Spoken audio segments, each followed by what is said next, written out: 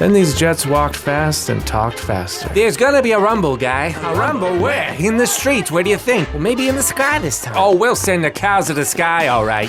And they burst out of a dumpster fire, knocking it over. A jet is a jet, A duet of a threat, a roulette of a debt. quartet of a net. One after another, a gang of teenage punks jumped into a choreographed dance in the middle of the road for all to see. You'll never forget that you met Jets, Jets. You did all the voices for that. Yes. Yeah, That's so good. Welcome back, people, to the official companion podcast to Mafia Buffalo versus the Multiverse, the only podcast in the world where you get to hear us talk all about this amazing book with the creator himself, Mr. Travis Carlson. Well, thank you, Corey. We have a special guest here today. So That is true. So today we have a special guest. This man needs no introduction, but if we had to give one, I'd say he's an all-around amazing guy, philanthropist, business owner, charming. Look at that smile. The one and only Mr. Reid. This is our time for applause, right? Give it up. Del, thank you for joining us today, man. Thank you for that intro. I don't even know if it did you justice, but I tried. You're good. Yeah, very kind words. The chapter we're discussing today specifically involve a lot of a specific character that resembles a specific someone. Travis, do you want to kind of give us an intro into what this is?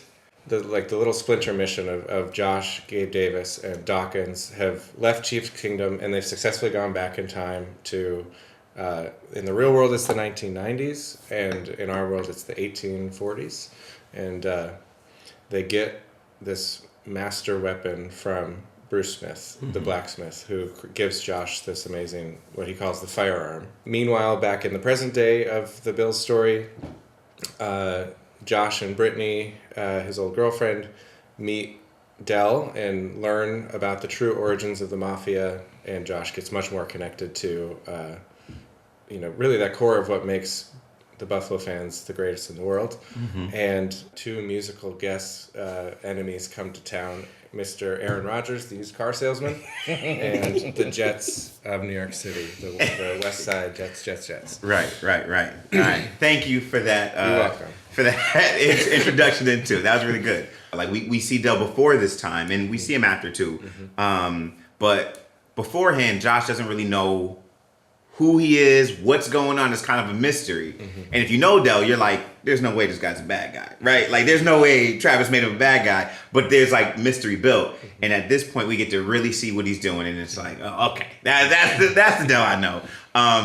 So I had Travis put together like a little mashup of Del moments, I guess you'd say. Mm-hmm. Can we get into that? And have you heard any of this? I just heard a real quick clip that you said, but I don't know. Did you do my voice and everything? Somebody did your voice. I don't know. I can't wait to hear it. Or maybe I can. I don't know. One can never have enough dignity, said a shadow in the dark. Mysterious for sure. Who was he? That man. El Padrino. Del Azul Reid. The Godfather? Josh translated. El Padrino del Azul is the mayor of Allentown? Of course, said Dawkins. When the rains and the reforms came, he was unanimously elected. And nobody calls him Del Azul, said Dawkins. It's Del Reid. What are you doing here? Growled Mayor Del Reid. I'm in town selling apples. Apple tarts, apple sauce, apple pie, and rattlesnakes, said Brittany. Taste of Buffalo. When you provide dignity, stolen from the rich or the corrupt, we use it to enhance every drop we drink, every kimowit grain we eat, in the very fibers of our cotton. It's simply been my honor, not to hide it, but to help share it every week, said Mayor Del Reid. That's what Mafia means, whispered Josh of Allentown. Very cool. You voice acted that 10 times better than I have. Dignity and stuff. Yeah. Take 37. Yeah. So I mean, off first impressions, Dodge, want to ask, what do you think of your character? You know, from hearing that in this piece, in this universe. That's very flattering. It's very flattering. Just the way that even the mayor is, positioned in the story and everything. Immortalized, in this forever. This was a great book. Can I just say really quickly, this is such a great piece of art that you have put together. It was a great gift. Like every mom, dad, aunt, uncle in my family, they all got one a couple Christmases ago. They're like, what? I'm like, I'm in it. It's really cool. So, right. There's a picture of you. There you are. Yeah. That looks about as tired and old as I am in real life. That's fantastic. Yeah, but at some point we'll get you to that place. Yeah. Right. But yeah, the journey, the arc. For one, I wanted the mayor not to just be a one-off cameo, like a Marvel cameo, where it's like, oh my god, Matt Damon's in this. Right. But you appear basically in between almost every chapter, and we just keep making you more mysterious, and in a way, because I think outsiders, when they hear of Bills Mafia, the first thing they think of is sort of like the old associations of the word mafia, and they might think, so like the leader of this thinks of himself as like this fake godfather. Yeah. And so it would give I hate when people call me that too. Oh, exactly. I'm always like, tamp it down. Right. So I get that. Also, thank you for even remotely working a Matt Damon reference. It's next level. That was smooth. Yeah. So my first question with this would be, what made you want to choose Del for this role? So we did a fundraiser to launch the book to give half of our profits to Poncho Packs and Poncho Bills, which I believe you had a hand in helping create even. I worked with John at Teacher's Desk to help set that up. And some of the gimmicks we did to help make sure fans felt like they could be a part of this journey too, because it wasn't just supposed to be like us giving you something, but for all of Bills Mafia to create this book. And so for one of the lower tiers, you could get your face in it, and hopefully we can explore that in the future. We can get section. depth, But the highest tier was one fan could become the mayor of Allentown if they gave an extra special donation to the charity. And I got an email one morning. I had never met Del, although I knew of him from his great impact. And it was Del. And he was like, I would love to support this, and this is great. And you also said that you're a huge Marvel fan. And a little bit. I got an arm I'm working on. Yeah. I love that, by the way. Yeah. I remember when I saw this project, I love any kind of expression of, whether it's art or your fandom or however it is that it comes from the fans up. And obviously the Poncho Packs component is what really drew me in to this, and I just wanted to be supportive of this effort. I think there's so much talent in not only just the Buffalo fan base, but every fan base, but and for that to come to light and to be an expression that is purely from that fan or that group of fans, I think is really special. And I remember even that little thing, you get to be there. I don't care about that. I just want to be.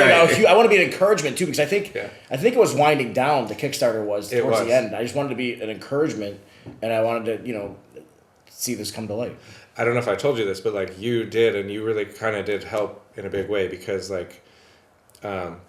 as Cory and I discussed a little bit on this, but this project was not getting off the ground in the way that I was hoping it would. Just wasn't being embraced or adopted or spreading at the time, and so it felt rather discouraging to have put so much time in, and to feel okay, then I'm going to give 50% of it back, which is going to be nuts, basically more than me giving away all my time, but so it meant a ton. Yeah, I think at the time you wanted to be anonymous. I'm like, Del, is there any way I can talk to you into being please be the mayor? Because it's such a perfect fit. And as soon as I saw even just the email, I was like, oh my god, he's the most obvious mayor. Yeah. In a way, he'd have to be anyway. So that's kind of you to say that. Yeah, I can't believe how it all worked out. So it's perfect. So I think this is maybe a good segue. I think this is a good segue to kind of talk a little bit for people who might not know who Dell is? Who I feel like everybody does, but if they don't, can you maybe? I mean, I gave that super dope intro, but Can I get a clip of that afterwards? right. Could you just take a few seconds or a few minutes to just like kind of talk about a little bit about what you do and why everybody loves you so much? Oh, geez. Well, I don't know if everybody loves me. But, no, I made a joke on Twitter and it went viral, and that's my story. It's a little more than that. No, it's a little more than that. you know, I made a joke. You know, named a bunch of us the Bills Mafia. It went viral. A lot of fans started using it, and then eventually players started using it, and then the local news picked up on it, and then the national news picked up on it, and it just continued to grow and grow. And then in 2020, the Bills adopted it as like the name of the fan base, which is still like almost 6 years later now, so weird and surreal, and So with that audience that came from that social media virality, I always felt like I got Spider-Man up here. Like with great power comes great responsibility. The Bible says, "To whom much is given, much is required." Absolutely. And I really did feel like I was given this audience because really I didn't do a lot to curate it or create it. It just kind of like happened all of a sudden. And so, we were doing some fundraiser tailgates. And then in 2013, somebody reached out to me, and he was doing an online raffle to raise money for his daughter, who had this condition called retinoblastoma, which is like eye cancer. Jeez. Yeah. She had one eye removed already, and the other eye was getting chemotherapy applied to it. So good news is she's great now. It's 12 and a half years later. But he was from, I think it was Olean, living in North Carolina. She was getting treatment at Sloan Kettering. And so that's kind of like when I learned, like you could have the best health insurance in the world, but even that's not going to cover your travel expenses. That's not going to cover your lodging. Yeah. The hospital will feed your kid, but you got to fend for yourself, And there's a lot of great resources out there, like Ronald McDonald House and all that, but like that doesn't cover everything. There's a gap somewhere. Yeah. And so I'm reading Scott is the father's name. I'm reading Scott's direct message right before I went into work that day, and just sitting there in the car like crying, reading it. I got 2 daughters. He has 2 daughters. Very easily to put myself in his shoes. And I was like, yeah, dude, no problem. I'll share your raffle. And next time we do something special with Bills Mafia, like I'll just give you the money from it. I always loved, corny T-shirts and graphic prints and all that. And I'm like, I feel like I do a different shirt like every week and help a different family. Because, Scott wasn't the first to reach out. Right, right. And they're my buddies, because I had a full-time job working at Roswell at the time. They're like, listen, you got 2 kids, you got a family, you got a full-time job. That's a lot. I'm like, okay, I know, but I could probably do every 2 weeks. I could do it for like a year. I could do it every 2 weeks. And I know my schedule, my nights and my weekends and stuff to coordinate that. And then my buddy Jake looks over and he's like, that's like 26 shirts. I'm like, yeah, I know, but I think I could do it. So the next morning, like everywhere I looked was like 26 shirts. So it's like I could almost physically see it. So I published a blog post that next day. It got widely accepted, and then like a week later, that next Monday, we had a shirt up and sold 98 units, shirts, and supported the Lund family, and just grew and grew and grew to the point where now it's like my full-time gig, and I'm blessed to be able to have created some jobs for people along the way. So I got a great team of 4 besides myself. Plus we work with lots of freelance artists, right? And a couple of different part-timers here and there to help with different areas of the business. But you've given away over $1 million. 2.3. 2.3. I've not given it away. And so when even in the intro when you said philanthropist, I'm always very, very careful about that, because we can publish all the shirts in the world on the website. If people don't buy the shirts, if they don't believe in the mission, then nothing happens. Right. And so I like to think of it, we're more of a catalyst for other people being philanthropists, and forgiving. And so I'm always really careful about that, but I'm very grateful and honored to play the mayor, or however you want to put it. Technically a philanthropist because you donated to this, to some amount. Fair enough. Right.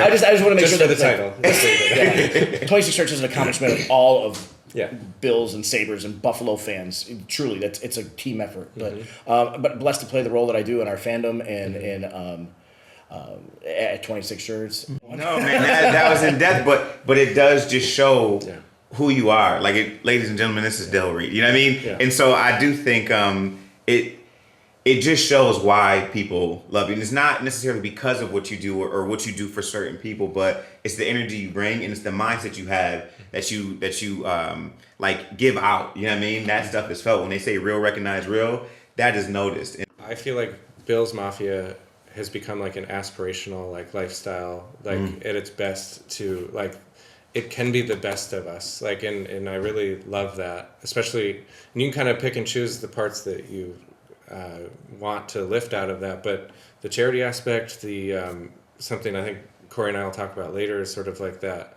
like Bills fans see no color, they see no sociopolitics, they're just like, they are one family, they see Bills fans first. If two people have the Bills hat on, they're like starting there, and that's like such a better place than when you just watch two radical YouTube videos that make you think like, okay, well, I guess I'm not going to like this guy because he's got this on his shirt or whatever.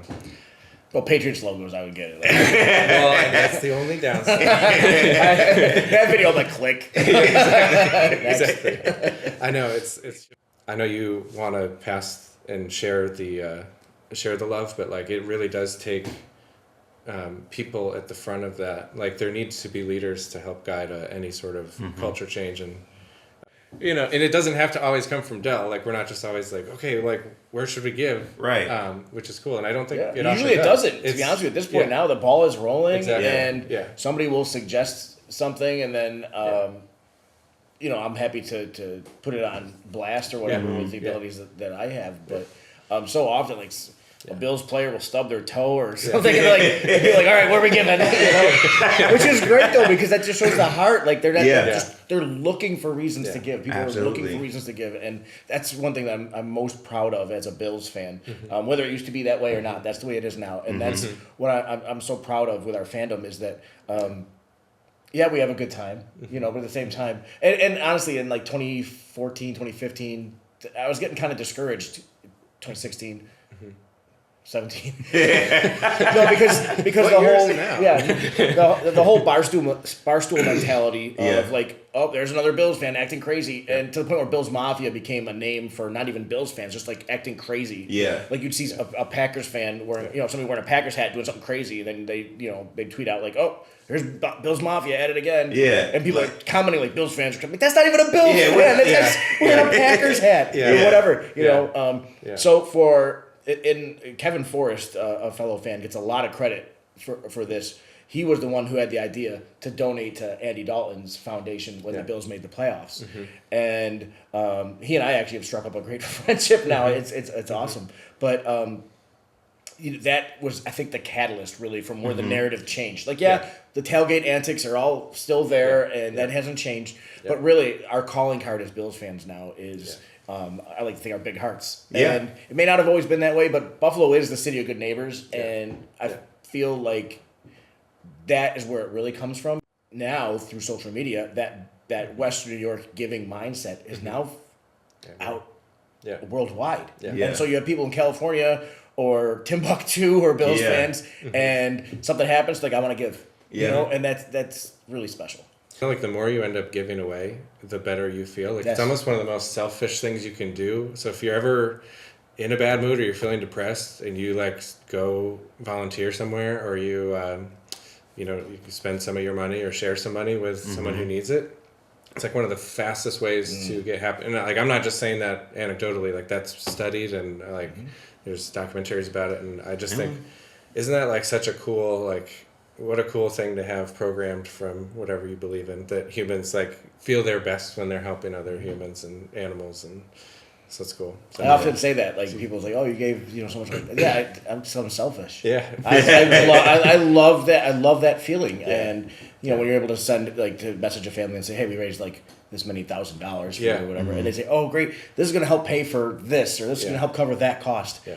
It feels amazing. Yeah, it feels, and you literally cannot. Well, I guess you could buy it because you're giving money. You can buy it through giving, right? But you can't just go to the store and purchase that. You have to do something outside of yourself. Yeah, it's this crazy thing where even in a city where it's like, oh, well, there's all this negativity, there's this and this. It's like there is a space in our hearts where we do know, we do recognize, like there's a shared love there. And it's really just a matter of like stuff like this, like 26 shirts and what you guys do to like, I don't know, show that other side and show like the city, people in the city who might not want to recognize it or realize it. Like there's more love here than there is hate, you know, and as silly as it might sound to be like, what does this got to do with the sports team? It's like, nah, man, this shared love really does mean something. And that's why it's such, maybe more so here than other places, but that's why having something that we all love together, whether it's a team, whether it's whatever, but like here it's the Bills. We all love the Bills. They are what pull everybody together, you know? Yeah. And I think that's what exposes people's true humanity. When they find something that they share that they love, then it comes out. You know what I mean? But having that thing we can agree upon is so important. If that was pulled from the community, you know, it would be a much different area. Yeah. Also, when somebody says, "Oh, there's a Bills bar here," you're supposed to say, "Only one?" That's gonna be my new response. That's my new response. Because normally you'll go, well, there's a couple, but this is the main one. Right. Mr. Rodgers shook the other one of his shoes with a sheepish smile. You want to know what I think? I think it's a beautiful day in this neighborhood. A beautiful day for a neighbor. His yellow teeth and bad breath were hard to ignore when he sang and adjusted his little hats.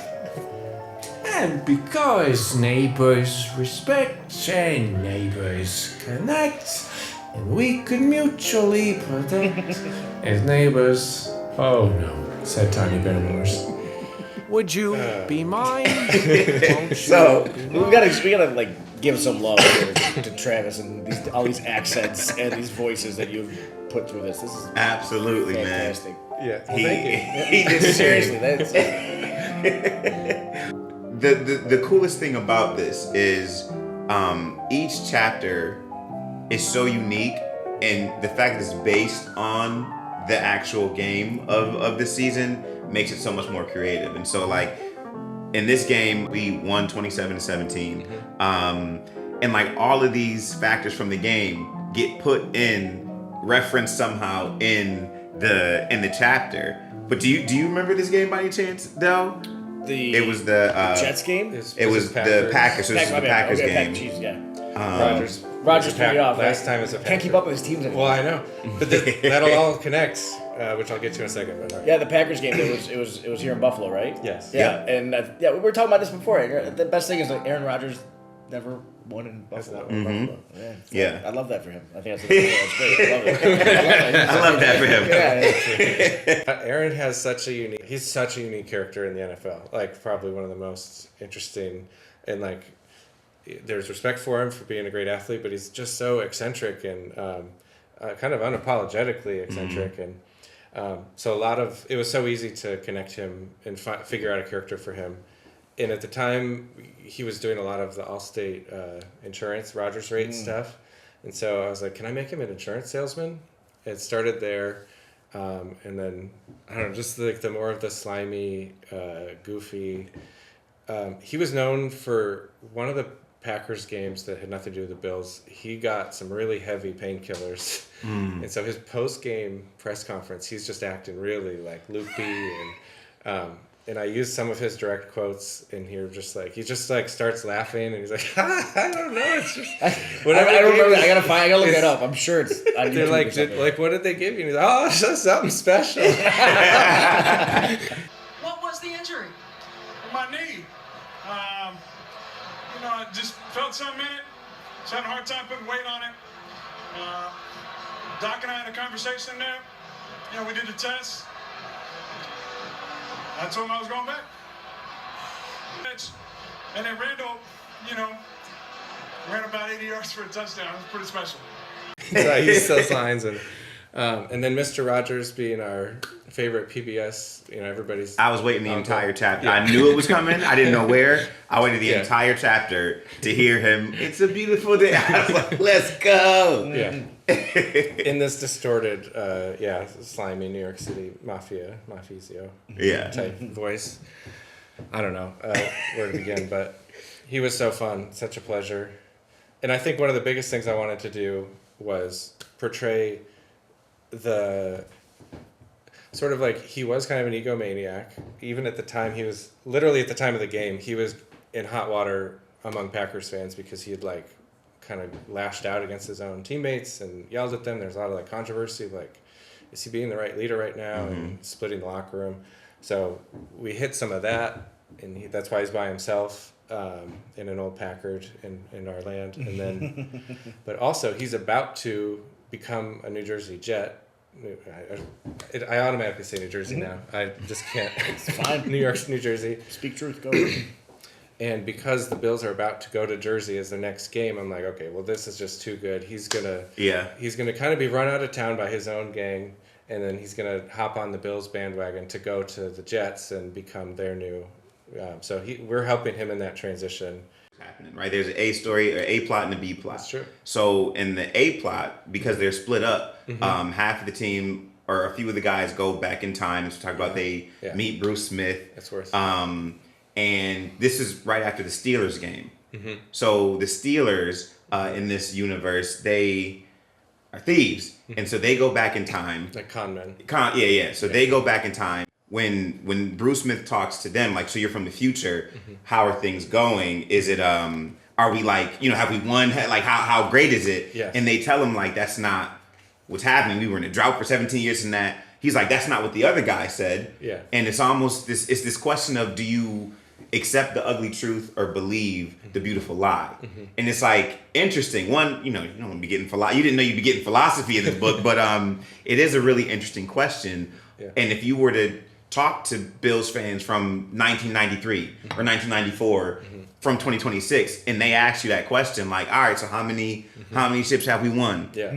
You're like, listen, man, you know what I mean? Next question. Yeah, right. Yeah. So I thought it was just really interesting the way you put that, how you put that in there, and like raise these questions even in this like, cinematic, Marvel-esque picture. Yeah. And there's a few reasons for that. I mean, for one, with Bruce, I've met him several times. He's awesome, but he's, and self-admittedly, and I say this with a lot of like humility and respect, but he wants to be the best. He's like, which is great. Ultimate competitor. He would be pushing to be like, how can we or me be the best of all time and greatest and all that, and that's great. So like, I just wanted to make sure that his personality kind of came through with love, but. To go even one layer deeper, he's giving a lot of clues as to what for when we do a sequel book that takes us to the 90s Bills. Their world will be like ancient times for us. Like, so instead of all these like cars and Wild West show guys, it'll be like the Bronze Age and more like biblical epic story and the ancient worlds. And he will have just obviously been in 4 Super Bowls and have this like mentality of like, the Bills are ultimate champions. Yeah. And I cannot, we might go on these dynastic runs here, and that's what his mind frame is. So it's cool. And then Josh gets to be the cold water and basically be like, look, you're not even going to be on the map. Like, the Bills Mafia are going to be gone. And then Bruce does eventually accept that. He gives Josh the ultimate, weapon. He's using elements from Machine Gun Kelly, Jim Kelly's old gun, making a new gun, but also like sharing some elements of Josh's mom and like reconfiguring Josh's own view of like what his mom. So the story opens with Josh's mom reading a fictitious fairy tale story about what the Bills used to be. And Josh believes it wholeheartedly, and she's like, dude, this is just a fiction. And then Bruce is kind of like, no, it's not fiction at all, first of all. And she was like a massive part of allowing those Super Bowls to happen for these several reasons. And that'll all get explored in those ancient stories. But it'll be fun. And so I like that he kind of reconfigures that. Bruce still comes around and by the end of it says, look, I'd rather have the beautiful future, but if not, that we need to preserve the things that matter the most. Yes. Which is this sort of the way of the charity, the way of the mafia. And we need to get through it to get to the other side. And in doing so, he's going to like deconstruct what makes him Bruce Smith. He deconstructs his anvil I just watched Avengers Endgame, so it reminds me a ton of of building Stormbreaker, right? Yeah. So he basically is doing that for Josh and saying, like, I'm going to kind of give up. I'm going to sacrifice the rest of my career. This is 1999 for him in real world times, in order for you to have this weapon and to take to the future so that you can be great in your time. And, you know, I'll just peace out. I'll live a quiet, obscure life and give up this sort of ego, self-indulgent trip and give it to you. So it's doing a lot there. That's the goal for That's Bruce. philanthropy. You know what I mean? That's what we talk, giving back, you know? Yeah, and this is that chapter where Josh is like finally getting that epiphany of like, okay, so the greats of the past are giving everything for me, and the citizens themselves are doing grassroots donations to me, this sort of stranger who's come to town.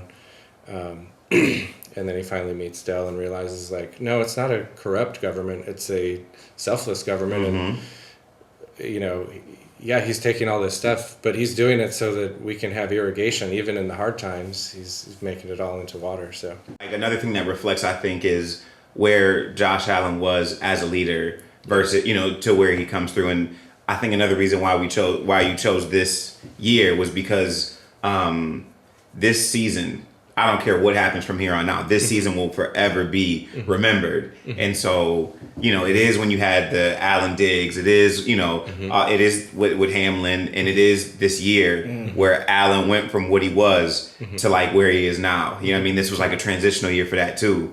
And so I think that also is discovered. You did it in a cool way with like all these other things, but that is the through line for the real season in real life and through the book. So let me just explain how crazy this is. In my universe, I just when I started writing, arbitrarily picked that it'd be 1872 that the Bills were playing, like their present, because I was like, it needs to be kind of the Wild West. That's a fair enough year to pick. Just kind of picked one, and then like once I got deep and like now I'm like, well, that number is canon, so that matters. And then I did the math of like, okay, so from 2022 till when was Bruce playing and when were the old timers playing? And it ended up becoming 1849 would be like the 1999 season, his last. And I was like, wow, that's crazy because the 49ers are from 1849. And I'm like, well, let me just see who the Bills happen, or who the Chiefs happen to play, if they were going to play the 49ers at all. And after the Bills play the Chiefs, they play the 49ers. I'm like, okay, so that creates this perfect storyline moment for the Bills to need to sneak through Chiefs Kingdom in order to get to 1849. And it was truly, so like, it actually lined up in real world logic that they could make this like time jump thing happen. And I don't know, I just like, that's 1 in a billion chances. The stars were aligned for you writing this, man. I'm telling you, that's crazy. So, shouted Hamlin, pointing up. They heard the entire city scream in unison. An F-106 interceptor jet ripped through the sky, green cutting gray. An M47 bomb fell from the contrails of the blonde brat's dad. Josh dropped and raised his firearm fast to shoot the bomb out of the sky. He fired. The bullet hadn't left the barrel before the bomb shattered the weather vane and knocked everything to the ground. When Josh stood up, his new weapon, his right arm, was on fire. That was the climax of the Jets chapter, which our opening hook was the Jets musical number. Which is just so funny. One of the reasons why I love this chapter is because the Jets are, if you know West Side Story, the Jets and the Sharks, is it? Yeah. So like they're that kind of Jets, which is just perfect. New York City, Broadway, plus they're called the Jets. Yeah, it fits. And the Jets at the time were like a pretty young group of rookies and second year players. Yeah. These kind of scrappy little hoodlum vandals rather than some teams like the Vikings or the Chiefs who are so established and old. We lost this game. Yeah. So it was 17-20. Do you remember anything about the real game? No, I must have repressed it. I do remember actually, breaking the fourth wall of the book here a little bit. We had a design ready to go Had the Bills beaten the Jets earlier that season? Or was this the first match? This was the first Yeah, matchup. this was the, yeah. We're going to beat them in the future. Okay, yeah. So I think this was we had a design ready to go if the Bills had beat the Jets in New York. That's what it was, in New York. And we had a design where it was like almost like a King Kong-esque thing, and there's a buffalo on top of That sounds great. Empire State Building. Yeah. And there's he's crushing a green jet and stuff like that. Yeah. And it's like, dang it! All right, we gotta wait till next year. Yeah. And then they lost again. And then it was like 2 or 3 years in a row where like they could not, win in New York. It felt like, and to the point where when I finally released it, I was like, we have been waiting forever to release this shirt. And I was at an event and I saw Eric Wood. He's like, I was really excited to see what that shirt was going to be because you were really hyping it up.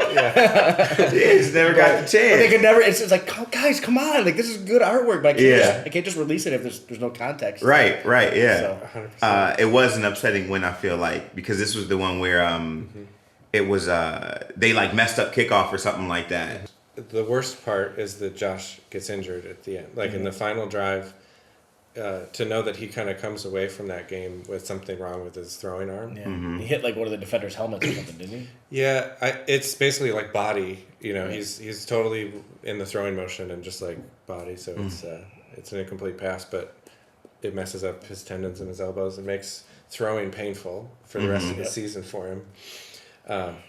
What a gamer. Yeah, I know, and he doesn't even tell us really. I think we kind of know. The public knows something's wrong before the Vikings game, which is coming, because I remember I wouldn't have just like made that up.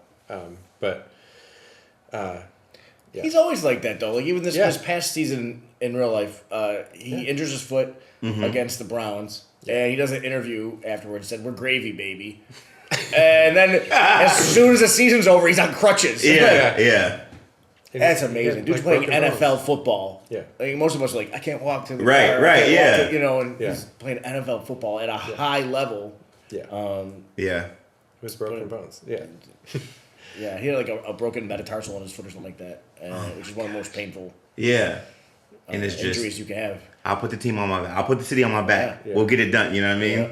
Yeah. Yeah. My wife actually had a similar injury. It was worse Against in the her Browns? case. Against the Browns, yeah. I don't know why. I said, just let Garrett have the sack, babe. Just let him have the sack.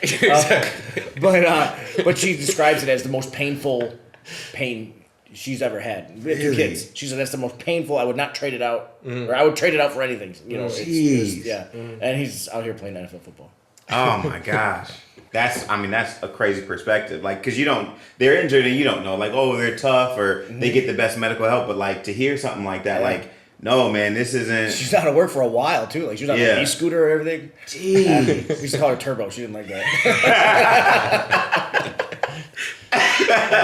Turbo. But so credit to Josh Allen, man. He plays through everything, and when he's hurt, he doesn't tell you. Yeah. And there's some players, if they're hurt, they're gonna tell you. Like the quarterback for the Chargers, Justin Herbert. I kept saying Herman. I like that. I know who Justin Herbert is, guys. Right. But like he had some injury, and they talked about it every week. He's got this injury, he's got this injury, and Josh is hurt. Like we're gravy. Well, and Lamar took playoff games off, like last season and the season before, because he had back soreness or whatever, and they were kind of like, well, maybe that's contract negotiations. But that's what I always thought. But you don't know. Exactly, but still, I don't think Josh is ever going to make that excuse unless, hopefully, it never gets that bad with the front office. That he's anyway. The speaking of so they do slip on the kickoff. So like the first thing that happens when the Bills get to town is like one of these little vandal punks like tries to throw a brick at the train and slips and like kind of makes a fool of himself, and then Josh is like, Diggs, go! And I only rewatching the highlights yesterday. I was like, oh, that's because the next play, the first play, Josh throws a bomb to Diggs, and then things get going. So that, if you don't know, Del, like that's how every chapter kind of goes. It's let the exact gameplay of the game try to dictate how you're going to heighten the universe. That's so cool. Yeah. And then the rest of it kind of just plays out where like the Jets seem like they're not going to be that big of a threat. They're just these like fast talking, like tough, vandals. And I love it. Where's the rumble gonna be? And they like storm out of a dumpster fire. Like I picture the choreography. That's some of my favorite imagery. Like, Yes. how did that not get illustrated in this book? Exactly. They're all springing out of a dumpster. AI wasn't good enough yet, so I had to do Oh my goodness. things it was capable of. But like these little brats like do call their dad, and their dad has a fighter jet and is able to really drop a bomb on Josh. But trying to make it quick, so because I knew the coming game, the Vikings game, is gonna be so epic. The game of the year. Yeah. Do you remember that? I remember that one. Well, I remember that one. Yeah, Justin Jefferson got the play of the year, Yes. right? Yes. Yeah. Was it play of the year? Yep. That was voted the play of the year. Gosh, yeah. Yeah. Play of the year, Awesome. game of the year. Fantastic. And Justin only exists as a Viking because of Diggs as a Bill. So it's just life is awesome. His right arm was on fire. Dawkins, Hamlin, and Doc ran in to save him. Josh still heard Diggs' whistler, and he knew there was still a chance. Never ever give up. Chamber. Josh fired across the Gray River, one of the deepest volley shots he ever tried. But Davis's glider was shot down seconds before. Josh didn't shout, but screamed, a show-stopping note. And the fire brought pain. It's the sound of his arm on fire. Yeah. I mean, when you pair that with the imagery here, like this image, man, that is just, it's visceral, you know? It was desperate at the end of that game, like, because we needed like 3 points or 4 for the win, and we were just like kind of like on our own, like 15 or 20. And so basically Josh did like 4 bombs in a row. And first pass is a completion, an excellent catch by Diggs. And we talk about that. It's a sideline catch. He really leans out, gets it toe taps. And so in the story, Diggs is in position and he does the thing. He's like, oh, whatever. He's in a, there's a lot to talk about to catch you up on with Diggs. But he's got like this airship that he can fly around on and stuff. So he's up in the sky, does what he needs to do. Full of hot air. Yeah, it is. Yeah, it is. Look at that. And makes the catch. And then in our story, his hot air balloon is like stopped by Dawkins, and he like starts pulling it back, and he's like holding it. And that's because Dawkins had holding on the play, and it brings it back, you know, so 5 yards, so it cancels that. And in this world, Dawkins is like, get out of the sky. There's jets are mobile. Like, you're going to die if you stay up there. And then the injury happens, and then it's 2 more bombs to Davis, like back to back, and he doesn't complete them. But that's what I tried to convey here is like he's still, with no arm left, is still sending like 70-yard passes down the field. And but it is just sort of like this miserable, sad, especially because you don't want to lose to the Jets when they're a bunch of like rookies. And, Dumpster fire Zach heads. Wilson. Yeah.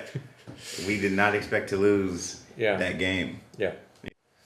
I mean, so Del, you're going to appear again in one of the craziest blizzards we have is coming, and the mayor obviously plays a big role in logistics and trying to save people's lives. Yeah.